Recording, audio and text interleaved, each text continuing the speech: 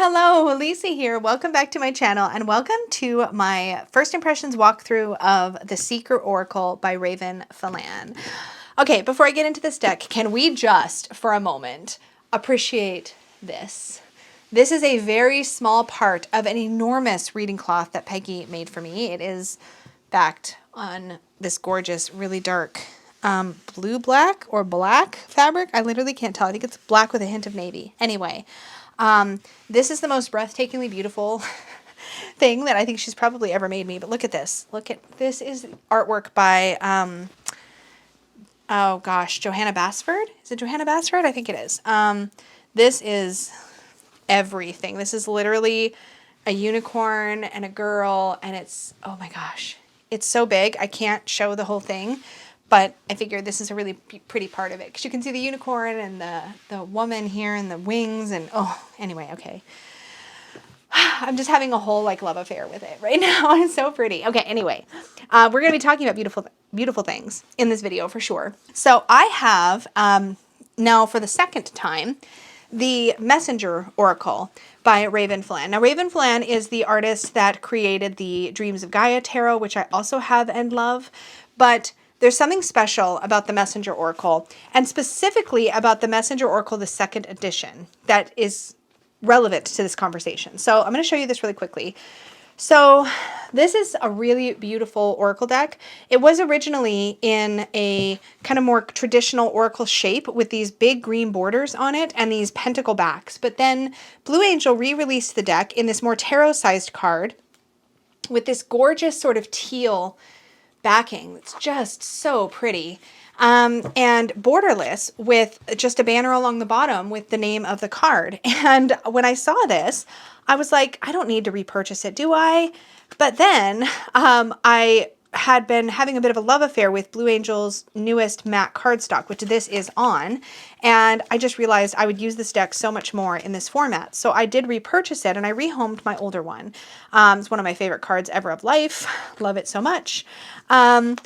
But there's some really wonderful messages and keywords on this, and the artwork really does go with the message. So it doesn't feel like it's been slapped together or anything like that. It feels very intentional and really just gorgeous. Lots of great color, super vibrant. I love it. I love it. And this has been an oracle that I feel like I'm tempted to reach for pretty regularly. And then I found out that the Secret Oracle was coming out. And this is by the same artist. And I was looking at some pictures on Amazon and it looked like it was going to have the same backing. And I was like, wait, because I believe this has, I want to say about 45 cards in it or so. And I was like, so if this one and this one have the same backing and the same format, which it looks like they're going to, I could combine them and have a big, chunky, really beautiful oracle deck that I feel like would work for a variety of types of readings. I'm all about that life. So this is what we're here to confirm, is just to make sure, and then see how I feel about putting them together. And look at all the cards, make sure I like them just as much as I like all the keywords and messages on the Messenger Oracle. So, oh, I do have one dilemma though. Peggy made me this gorgeous bag, which I think matches the backs of this card so perfectly. So when I found out that this was finally out, I was like, Peggy, do you have more of this fabric? And she does. So I've already squirreled some away so that she can make me a bag, because this is her small, which fits this deck perfectly.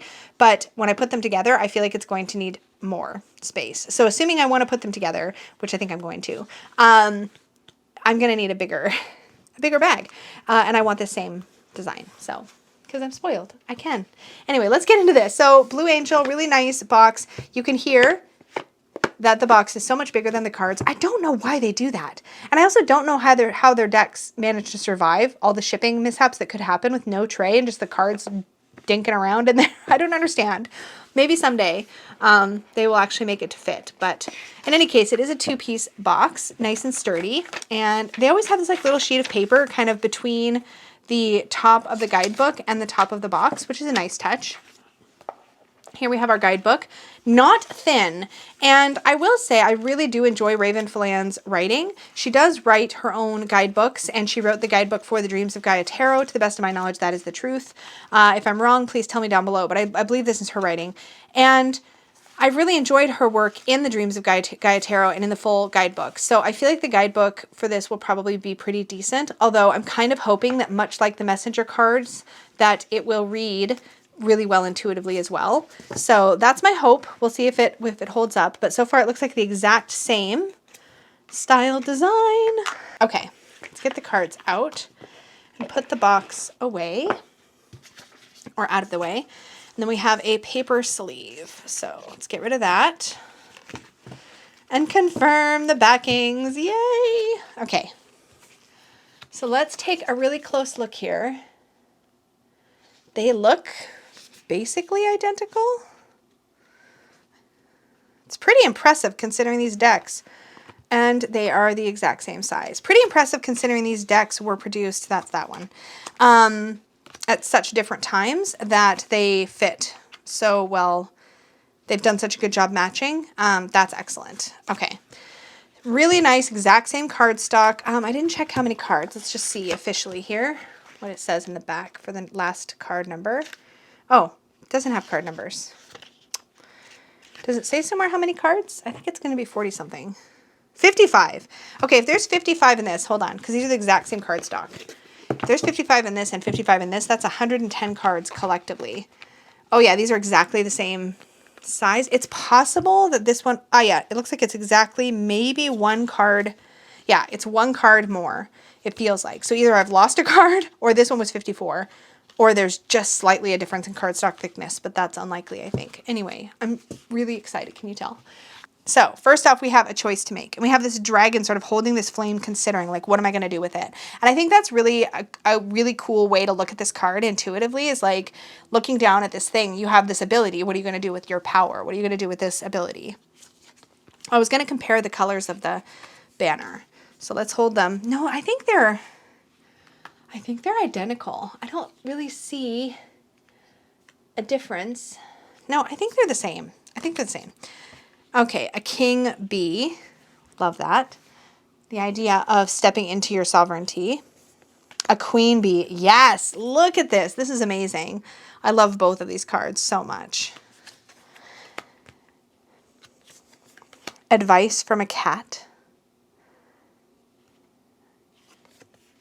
An unfair judgment. Yeah, balance your energy. Be a curious creature. How delightful is this creature here? I love the vibrancy of Raven's artwork so much. Be neutral. Be of service. I love how this dragon-like humanoid style creature is cradling Mama Earth or Mama Gaia in its arms. Being bullheaded? Question mark. Ooh. Okay, it's not holding back from calling you out. I love that. Same here, blinded by bias. Love that. Cause and effect. These scales being uneven. I love the judgment feel of that card. Choose love. Connection is necessary. Look at these celestial elephants. Ugh. Enjoy the moment. I love how wildly different Raven's color palettes go. Like, they're not all exactly the same. They don't get homogenous when you're looking at them. Expand your universe. Express gratitude. Grow together. Oh, so pretty. The alchemical symbol for water there. Love that. Have faith. What? Oh, that's such a pretty image. Heed the vibes. Watch out for the scorpion sting. Here and now, being present. Love that. Look at the little mouse. He's so cute. Hush and listen. Illusory obstacles. Yeah, I feel like this is definitely going a little more shadowy in a cool way. It is time. Know your labels. Knowledge is power. Leap of fortune. Life's a juggle. Adore that. Look to the future. Look at this cutest dragon ever. Love your inner child. Oh, that is great. Made for motion. Name the thing. Oh, look at this creature. Name the thing. And he's got some holes and scars on his wings, and he's got a little bandage around his tail. This makes me think of like that feeling of like naming the wound, like naming the hurt so that you can heal it, but you can't heal it if you pretend it's not happening. That feels like a really excellent card to have in an Oracle deck. Not so black and white. I love that. One faithful friend. Open your mind. Process and absorb. Raise them up. Reap what you sow. Respond with grace. See the patterns. Seek inspiration. Set it free. Oh, so beautiful. Shameless sensuality. What a great card. Stand up and fight. Tell your story. I love this blue-throated, I don't know if that's what it's actually called, but it's like a bird, like a robin, but it's got that blue throat, which really brings to mind the throat chakra. The importance of sleep. The key to wisdom. The seeker's journey. So beautiful. Time to rise. This is very phoenixy. Trust in science. Yes. E equals MC squared. Love that. Undeserving villains. Look at these sweeties. Oh my gosh. Unorthodox approach. Weave your reality. That is so pretty. I'm not a fan of spiders, but when they're created as these kind of symbols of sort of galaxy and connection and consciousness, I can handle it. What do you seek? And your path alone. I'm really, really digging this. So I feel like one nice thing, these cards are not numbered.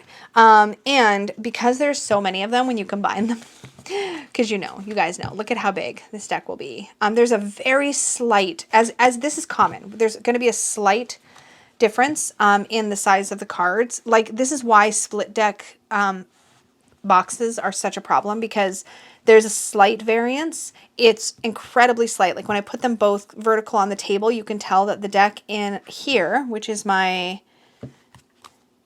this one is the Seeker and this one is the Messenger. When I put them side by side, the new one, the Seeker one, is ever so slightly bigger.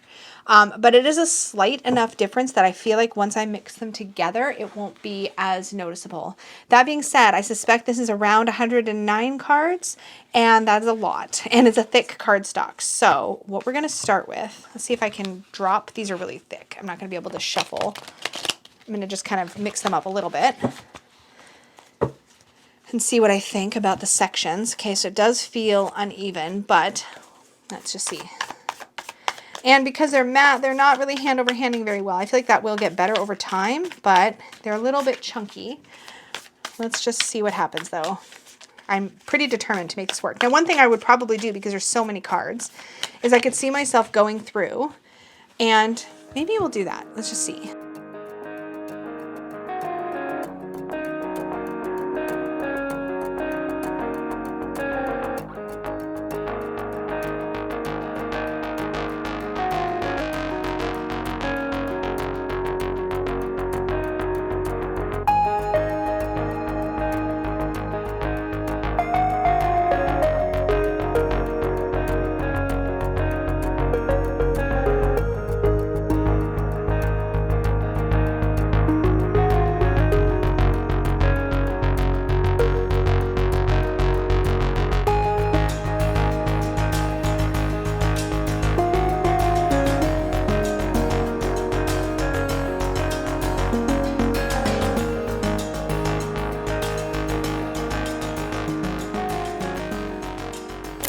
Okay, I think I've got these cards sorted. So I went through them and I pulled the ones that I'm like, yes, if that comes up in a reading, I feel like I can work with that intuitively between the two decks. I had a few iffy ones, so I'm going to talk about those. I think that was it here, these ones. So these ones I had to think about. I looked them up in the book and was like, will I use these in a divinatory capacity? And I think I will. So heed the messengers is about paying attention to the signs, like not ignoring them just because you don't want to deal with whatever they bring. Balance your energy. I wasn't sure about this one, and I could see myself still deciding later to change it. But the message is really good because it's about noticing if you're depleted or if you're hyper or whatever, and like figuring out what you need to bring that into balance. And I think that's a good message. I think I might do a quick second look through the deck in case there's anything that has the same vibe. And I might do the same actually with Heed the Messengers, because if there's another card in here that has the same kind of feel, I might leave it. Life's a Juggle, I'm still a little bit torn about. So this is really about, it's very Two of Pentacles energy. Like you're managing a lot and like how can you prioritize? I think that is useful in a divination message. So I think it is useful to keep in the deck for now. Look to the future, focus on the future. That makes sense. Like focus on your goals, etc. An Unfair Judgment, this is a good one. I feel like it's just about minding your biases and your perceptions. But actually, there is another card that does that, but also I feel like I want to make sure I keep the shadowier cards in there, so I think that's going to stay. Be of service. I had to really think about this because there's a lot of the cards that I rejected over on this side are, and these aren't bad cards, I'm just trying to make the deck a more manageable size, but one thing I realized is that going through these is that a lot of them are like almost like self-care type advice kind of cards, like do this thing to feel better in your life, which is great, but those kinds of messages aren't as useful to me in a divination way. I would tend to go for a card that, or a deck that is more designed to do that.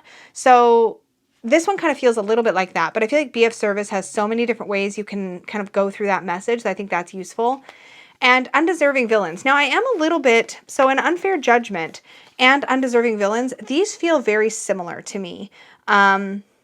They feel like they have a same kind of feel. Like when I pull this, I would be thinking about bias, perception. And I think I'd be thinking the same thing with these little bats. I think with this one, you could kind of apply it to yourself or others, but I think you could do the same with this. So I feel like these are kind of a repetitive message.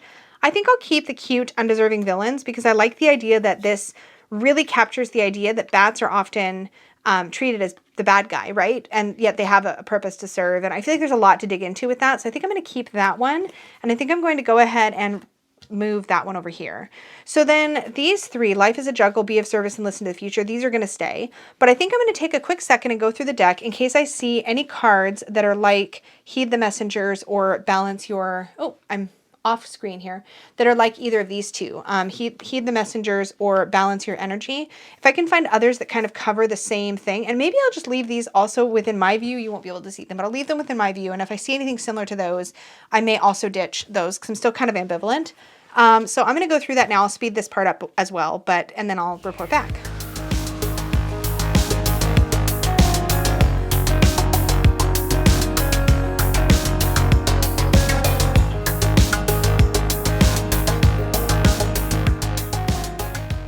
Okay, so I've made some more piles. So I'm still happy with this core combined deck here.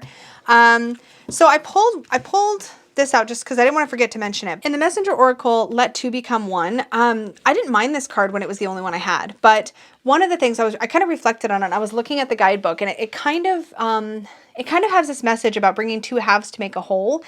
And that's not my favorite way to look at human connection, right? Like whether it's romantic or otherwise. I like the idea of two wholes kind of creating something new together. And I feel like this is actually done much more successfully in the card Grow Together. So this one, when I spotted that, I was like, oh yeah, I wanted to mention that. So I pulled that out so I could kind of show that I do prefer this one from the Secret Oracle to this one from the Messenger Oracle. So I'm going to keep that one, obviously. I did find a few cards here that feel like they have similar theming. So Heed the Messengers, Heed the Vibes, and See the Patterns. Now, this is the one that I was kind of debating about, the Heed the Messengers.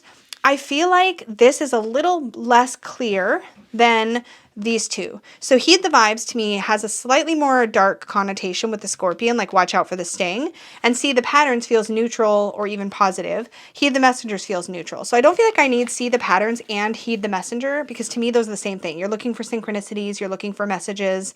So I feel like I can let Heed the Messengers go and keep See the Patterns in the deck and Heed the Vibes.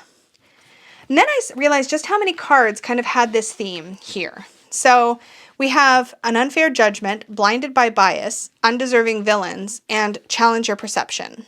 Of these four, these two feel the most expansive. Challenge your perception. Just take a look at your perception and, be aware of that. And blinded by bias. This feels like it looks directly at calling you out for like, where's your bias at play? And this one is just in general, could be read neutral, positive, or more shadowy, depending on how you look at it. I still kind of like the undeserving villains card, but I definitely don't think I need unfair judgment given that we have these three. I think I'm going to keep these. I just really like them, so I think I'm going to keep them in the deck. But I do feel like these two are kind of overlapping their message just a bit. But there may be more that are overlapping in the deck in other themes too. And I feel like it's not bad to kind of go, okay, who am I? If you're reading for yourself and you're reading for somebody else, like maybe somebody, I just feel like that could still be useful. I can't articulate my thoughts, but I still feel like that'd be useful. I didn't really find a whole lot that kind of duplicated up with the messages of these 4 cards. So I do think I'm going to keep these in the deck. So it's nice that going through the entire deck, these are the most that I could come up with that I would want to maybe consider not having in it. And let me see how it is to shuffle this chunk and see if it's manageable. And then I'll also see if they fit in my bag, because I might not need a new bag made after all. Yeah, I can definitely shuffle this particular size of a deck, and it shuffles just fine. And it'll fit in, let me just double check. Yeah, it'll fit in my small Peggy bag just fine. So I can, that's kind of nice actually. That's a nice consequence of this whole activity. And then let me go through the ones that I sort of decided not to keep in my main working deck. I think this is the fun thing about something like this, is that you can sort of customize it to yourself. I've never done this really with an Oracle deck before. I don't typically like to remove cards, but in this case, because I feel like I have such a chunky, useful deck here, pulling out the ones that don't immediately hit the way that I want them to hit just seems to make good sense. So an unfair judgment, we've already gone over these ones. So a lot of these other ones feel like either the message feels a little too specific, which can be a problem for me when I'm using an Oracle deck for clients or for myself for a reading.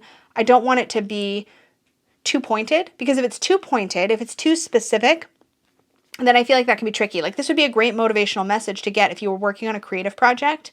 And I'm sure there's other ways to look at this, but my first gut reaction is this feels like a pep talk kind of card that I might not need if I draw it. You know what I mean? Like it feels like it might be too specific. Knowing your labels, I don't know how I feel about this, because it's very much, I kind of read the guidebook. You probably saw me flipping through both guidebooks to just double check the intention for the card. And when I got to this one, I just felt like it was about, really knowing who you are, which is great, but it just, I don't know if I like the idea of labels in general. So I was like, no. Made for motion. Now, a lot of these feel like they could make a good little like mini self-care deck. So made for motion feels like it's about moving your body, which is great, but I feel like is less expansive in a divinatory way. What do you seek? To me, I don't want my deck to answer a question with a question unless that question feels really like it's going to get at something specific.